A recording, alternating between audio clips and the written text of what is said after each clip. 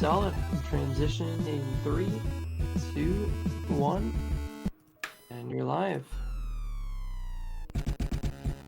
Hey there, everybody. I'm MixMastaPJ, and I'm joined by Ninjembro,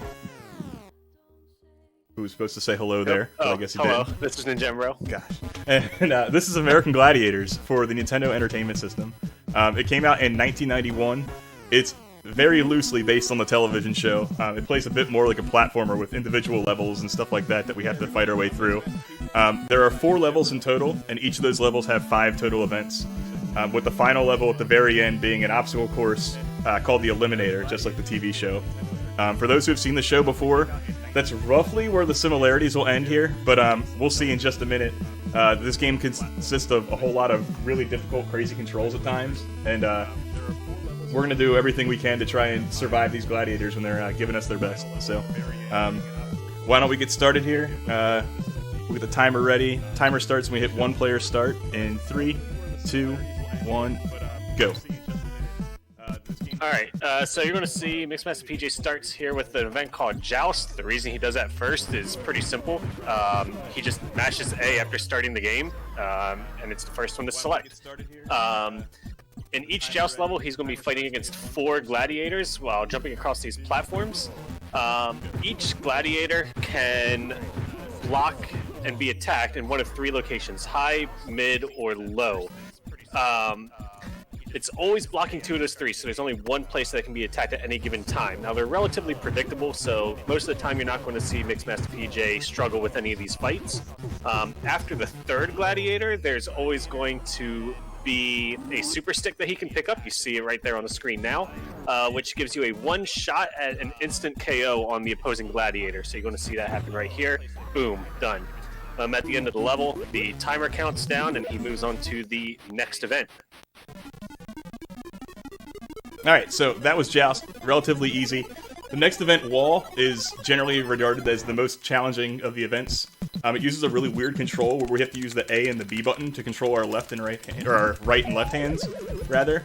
So I tried to show you a second ago there how I hold the controller. I actually put it on my lap, and then I tap my index and middle fingers on the A and B buttons back and forth, kind of like I was playing a couple of piano keys.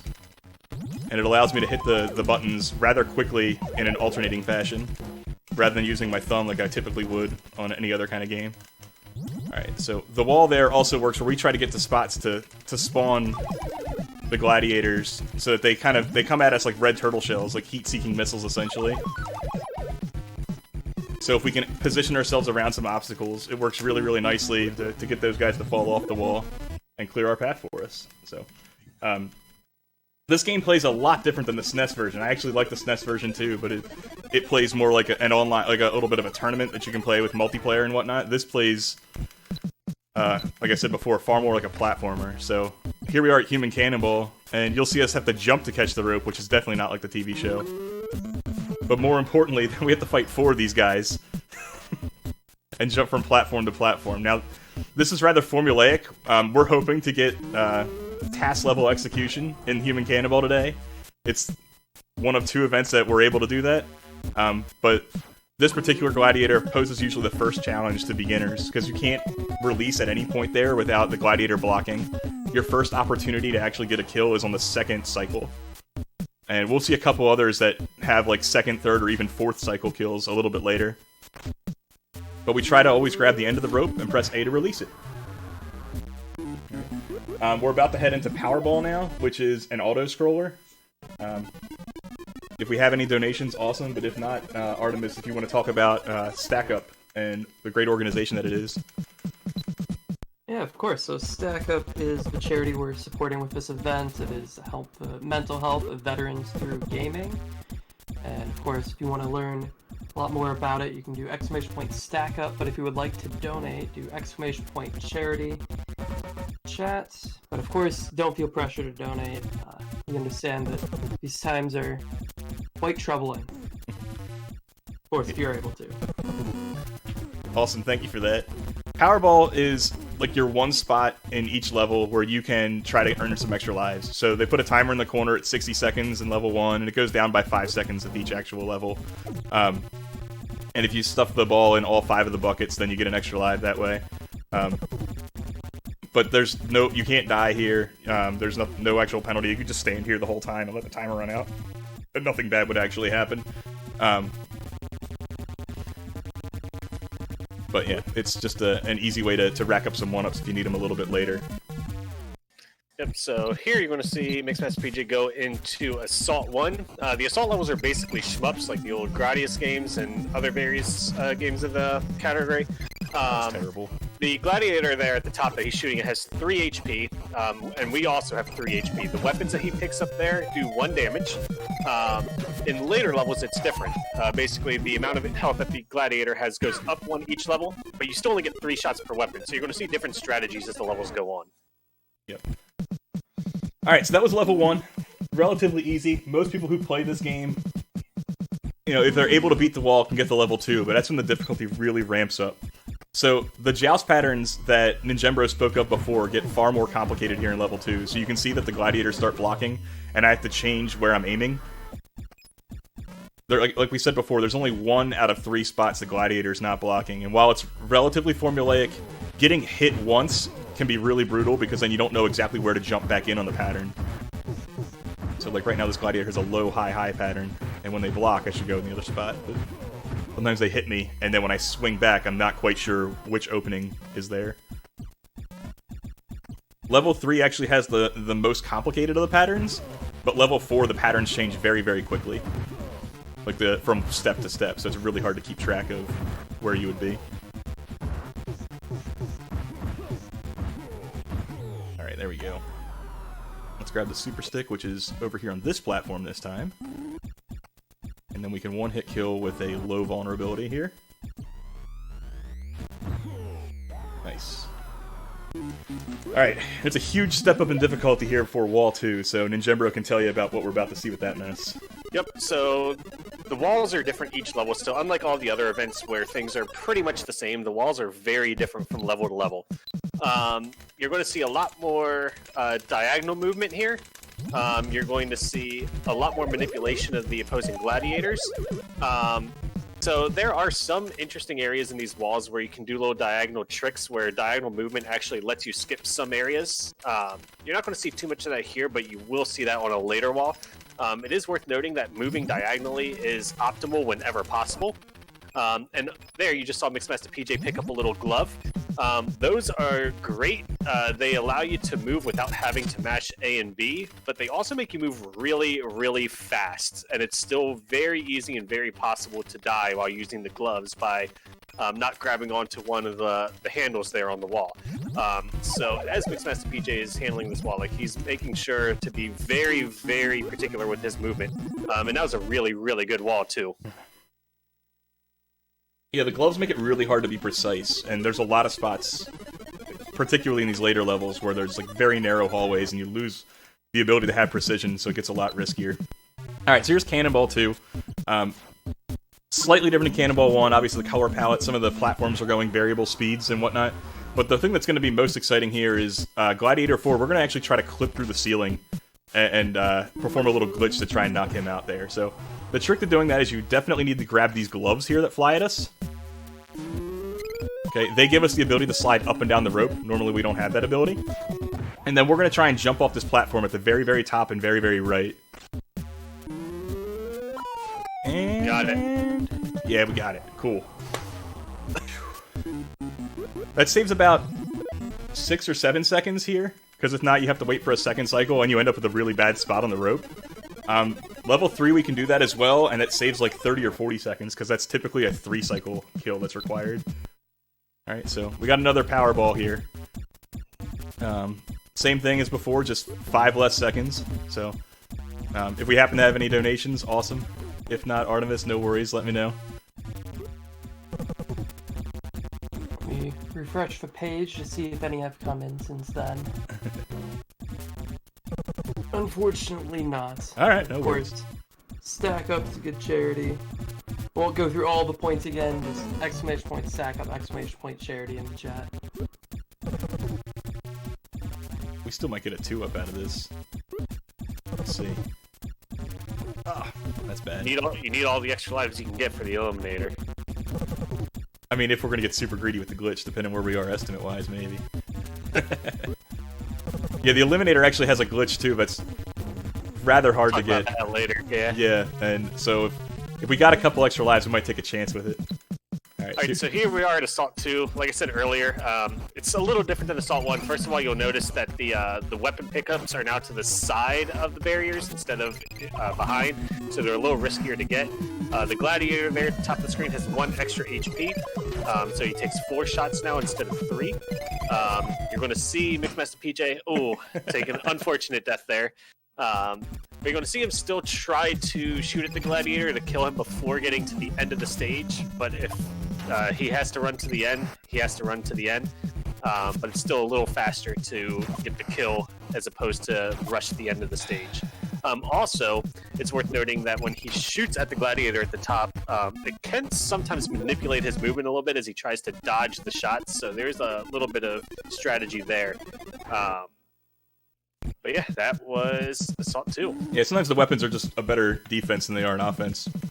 Alright, so here's Joust 3, where the patterns end up being like 6 or 7 steps long. So we're just going to really try and not get hit, because it's going to be really hard to join back in and figure out exactly what step on the pattern we're at. Or even if we happen to guess the 1/3 chance that we're in the right vulnerability, we might guess the next one wrong because we joined the pattern like 3 steps later than we expected or something. Alright, good. Once we got blocked there, I was worried. Alright, this super stick after this kill is actually really hard to get to. You gotta go really, really fast. And I don't know if you guys can tell from what I'm doing here, but the jumping controls are really awkward. It's very slow animation on the runs, so it's really hard to figure out exactly when to jump at the last possible moment. But, you know, this game used a lot more on sound effects and graphics and licensing than it did on controls, and that's just fine. It's basically 5 games in one, so what do you really expect?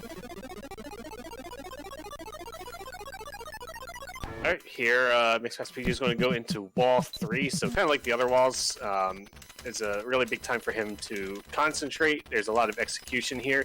The general gameplay is the same. You're going to see him try to manipulate where these gladiators are going to spawn. As he said earlier, they're basically heat-seeking missiles, so here you're going to see, up a little ahead, there's some really humorous interactions that you can have with some of these gladiators to make them just fall. Now here he had to scroll the screen all the way over to the right, but now he's going to try to make a little diagonal trick here to skip that right side. Got it. That kind of avoids that one gladiator there, makes these two a little bit easier to dodge. And then from here it's pretty straightforward. Dodge the gladiators, have really good movement.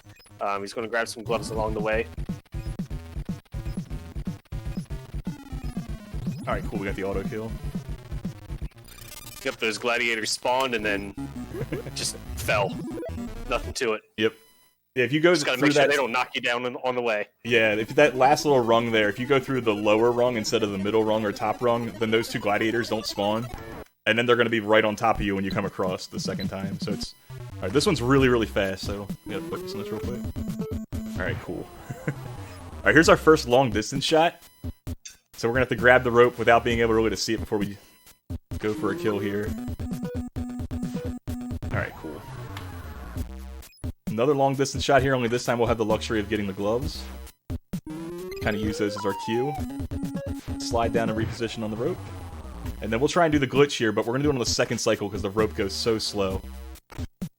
We weren't able to get it. Alright, so this is a 3-cycle pass-through. So that glitch, had we been able to clip through the ceiling, would have saved like 30 seconds. It would have been real nice, but we'll take it here. 6 o'clock on the 3rd cycle. Oh, we got blocked. That's even worse. And then we got to do it all again. And we don't have gloves.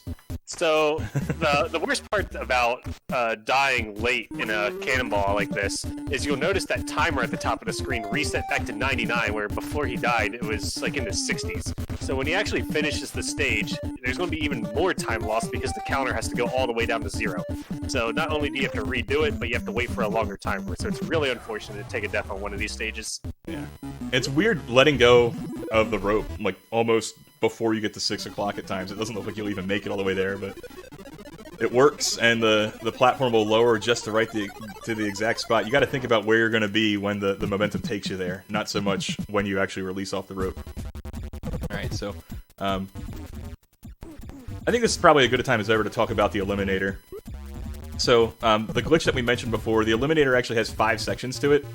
It has a platforming section where we're jumping a whole bunch, and then it's got a hand bike section, and then it's got a conveyor belt platform section. Then it has a second hand bike section, and then it takes you to the familiar zip lines that you're used to seeing in the TV show at the very end. So, what we're going to actually try to do is trick the game into thinking that we're in the second hand bike section when we're only in the first hand bike section. And that lets us skip ahead about 50 seconds or so. And the way that we do that is if we get hit by a medicine ball while we're on the hand bike, and then jump back onto the hand bike again, it'll spawn a second hand bike. So that when you respawn after the death, what'll happen is the game will be like, well, we've spawned 2 hand bikes already, so clearly they're in the second hand bike section, but the game gets tricked and skips you ahead a whole bunch there. So it doesn't happen very, very often, but it did happen recently in a world record run, so maybe our luck will continue with that. So here on Assault 3, it's really the first Assault that you really don't go for the kill on the Gladiator just because he has 5 health. So ideally you just rush to the end and hope for a 40 or a 41 on the timer. MixMastaPJ got a 40 there, it's pretty good. Yeah, you lose a little bit of movement speed when you get shot, but we'll take it. I mean, getting 5 hits would probably use more time, to be honest. Alright, so here's Joust 4. As I said before, this one's a little bit tricky just because the patterns change so fast. So, like, he's already blocking there. He's blocking here. So we've already gone through, like, 3 steps. And that was with him not even hitting me once. But once the patterns get really complicated towards Gladiator 3 and 4, the blocking is just as punishing as actually getting hit. Now I'm kind of curious as to where we're actually... I think we're in the right spot. Okay, cool. Alright, and this super stick is actually incredibly difficult to grab because we have to go forward to spawn it and then run backwards to catch it. Uh-oh. Oh wow, that was the right guess. Alright, so we'll go forward, then back, and hopefully we don't fall. So if we fall, then we actually have to fight the 4th guy. Cool. Then we start jumping forward, obviously, so we can get to this guy with a super stick at maximum speed. Twiggy, the game ends after level 4, so... As much as I would love to see that these developers made 99 different walls, that doesn't happen to be the case. Alright, so here we go into Wall 4. By far the hardest of the walls. You're going to see MixMastaPJ starts here on the... going to the left to avoid some of these gladiators. Alright, in the middle here, this section is incredibly technical. There's pretty much only one way to get through this. So you can see he's going very, very slow. You do have to move fast enough to avoid that gladiator, which he did. But for somebody not familiar with the game, like, this wall is nuts. Alright, this gladiator is the scariest one, I think. You have to go diagonal real quick before they fall on you. Yep. And then between here and the end of this wall, it's not too bad. There's 2 very quick speed sections where he has to mash... Oh, takes a really unfortunate death there. Sorry, towards the end of this wall, towards the end of this wall, there's 2 really quick speed sections where it's basically match as fast as you can to avoid the gladiators. But compared to this middle technical section, you know, once you get through this, like it's not free by any means, but you know, I'm sure MixMastaPJ would agree that this middle section is probably one of the hardest in all 4 walls. It's definitely the hardest section. I do think the last gladiator is worth mentioning being very difficult because you have a very narrow hallway and basically have to sprint past them. Hopefully we have enough speed there for that. And let's try and be... I was taking safe strats at the gloves, but then it like kept the gladiator alive. So I should have been more aggressive with the gloves at the beginning and put them in bad spots. Alright, yeah, if the gloves ran out there, I was definitely really conservative. Oh, this is my favorite Gladiator. Like I said, they're heat-seeking missiles, right? Just go down a little bit, boom, gone. Alright, we gotta sprint past this last one here. Alright, cool. Got there. Alright, that's Wall 4. So we're done with the hard stuff. Human Cannonball 4 is... Now, it doesn't have the glitch that we had before, and it has a very tricky 4th Gladiator. That's a 4-cycle, so... Hopefully we'll land that on the first try and not have to watch that twice like we did in Human Cannonball 3. But, for the most part here, it's still the easy one at the beginning, and then we've got some long-distance shots here. This is actually a 2-cycle on the first jump, because we can't get that rope. Springy Rubber in chat mentioned on the wall a nice instance of commentator's curse. Oh yeah, for sure. This one you make a blind jump for in order to get the gloves, which I think is pretty fun, but it's not that difficult. This is the tricky one though. If you're like playing this game and just casually, you never went to GameFAQs to find out exactly when you were supposed to release it and looked at that wonderful text file of backslashes and ASCII art of the American Gladiators logo, then you're never going to know that this is basically impenetrable until the 4th cycle. When the 17-minute task that glitches its way through jousting the wall is waiting for the 4th cycle of Cannonball, you know they tried everything. Alright, so any testers out there that want to take a stab at finding a quicker strategy? Yeah, I would love that. I hate waiting for this, and I hate taking a death there and having to wait for it twice.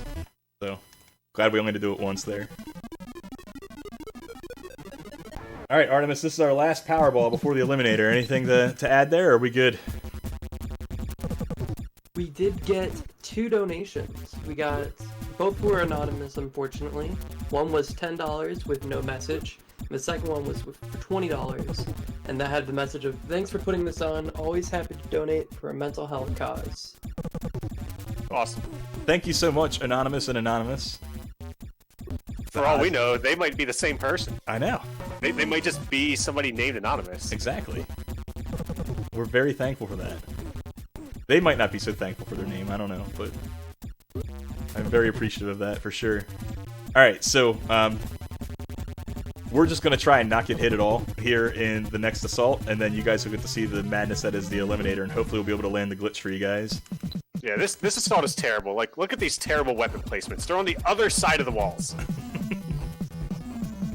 I didn't feel comfortable going for that one there. He was just too close. Otherwise, I would have grabbed it for defense purposes, but didn't make a whole lot of sense. And he's like right on top of that one too. All right, we're just gonna try and not get shot. We got 3 hits. We're fine. Yep. Oh, he didn't even hit us anyway. All right, Eliminator time. All right, so the Eliminator. As MixMastaPJ said, there are 5 sections to it. This first one is a little platforming section. These medicine balls are complete RNG. There are some that you have to make a jump, and then a medicine ball can appear and kill you, and there's nothing you can do about it. Now, this looks like an auto-scroller, and it kind of is, it kind of isn't. You'll notice as he's moving to the right of the screen, it starts scrolling faster, and when he's not moving to the right, it's scrolling at the normal speed. If you touch the left side of the screen, you die. It doesn't push you, it just kills you. So you are definitely... Oh, let's see if he gets the... Oh, come on! So what he was hoping for there is for one of those medicine balls to knock him off back onto the platform so he could jump and spawn the second-hand bike, as he said earlier. Unfortunately, no such luck, so he has to do the entire Eliminator. Those are so close, too. So the third section is this conveyor belt section. This is where a lot of those blind jumps happen. And these conveyor belts are ruthless. These jumps are really awkward. So here's the first jump. Boom. You know, he jumped, that medicine ball appeared. There's nothing you can do about it. Absolutely nothing.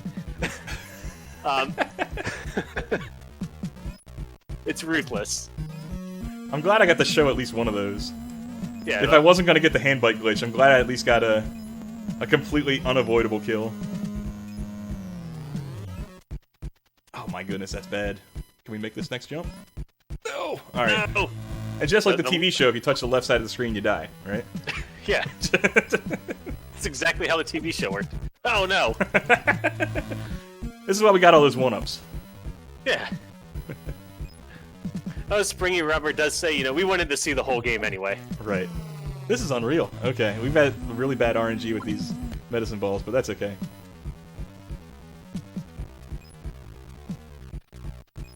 for a game that's actually really punishing in a lot of its mechanics, they're actually pretty generous with the extra lives. Yeah, you get an extra life for every level finished, and you can stock up on lives in the Powerball section. Powerball, you can get them in Human Cannonball, you can get them right. By scoring enough points, I believe, as well. Although I don't typically do that, because I don't always go for all the kills everywhere. Okay. Oh, I know we got 7 more lives left, come on. With the medicine balls, is if MixMastaPJ is ducking when a medicine ball hits him, it won't affect him. Like, the medicine bounces off him. And, like, I get it, the Gladiators have some pride, right? They don't want some, like, average Joe off the street to come in and beat them in all the events 4 times and then beat them in the eliminate. I get it. But, come on. Come on, Game Tech, you had one job. Oh, that's awful. They tell you how many lives you have. If I pause, it says I got 5 lives remaining. Okay, yeah. Yeah. But I also have I have like 2 continues from beating levels previously, so don't worry, we're gonna finish the run. What's our estimate? Yeah, 45-minute estimate. Oh, I don't know if we could take 45 minutes if we wanted to. Right. I think you would run out of continues. I would run out of continues. Like, even if I took all the time deaths, I think I would still end before 45. So we're way good. All right, so here comes another rough jump. Come on. Okay. Okay. This is the last bad one.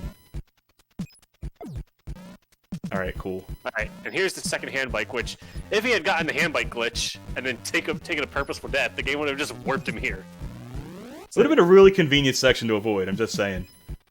It would have looked a whole lot nicer. Notice how much time we lost taking deaths to stupid things. Yeah. Alright, so here's the zip line. This is essentially, like, it's not 100% free, but this is essentially the end of the game already. All he does is waits for the zip line to get to the end, hits the button to release and grab one of the next one. It's all timing. He pretty much hasn't memorized at this point. Have you ever tried to do blindfolded zip line? No. Oh my god, well, no. No, my timing is based off those, like, white blocks. I kind of, after a little while and the speed picks up, I increase the number of blocks before I release. That's what I go by there. There's no way I could do this via audio. But, yeah. Alright, that's American Gladiators. We've now finished the Eliminator, so time will happen when we hit, or when the timer in the corner hits 0. It counts down here for a second, so... We wanted the sub 25, and we would have if it wasn't for the Eliminator being mean, so I'm still feeling pretty good about that. But that's American Gladiators. I hope you guys really enjoyed that. It's a game that's near and dear to my heart. I still remember going with my grandmother to the toy store and grabbing, like, the ticket on the wall and then walking up to the video game counter at Kitty City or Toys R Us or wherever it was at the time, and them could bring it back, the new in-box copy. Like, this is the same version of the game that I've been playing, like, literally my entire life, so I'm really happy to be able to share it with you guys today.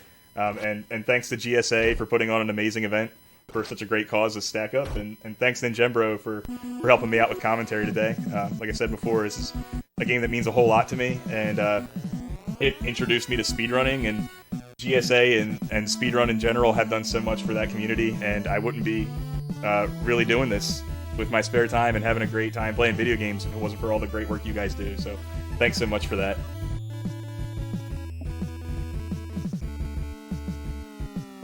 Make sure you write down that password. Oh yeah, I better write down that password. But next up, we have Build Nye, who I think I saw in the chat a couple times here as well. He's playing Star Wars Jedi Academy, so make sure you tune in to see that. But thank you guys for watching. I'm always playing janky NES games like this on my channel as well, which is just twitch.tv/MixMastaPJ. So if you want to see some more NES garbage that people probably shouldn't be playing, and I still am 35 years later, then by all means, come check it out.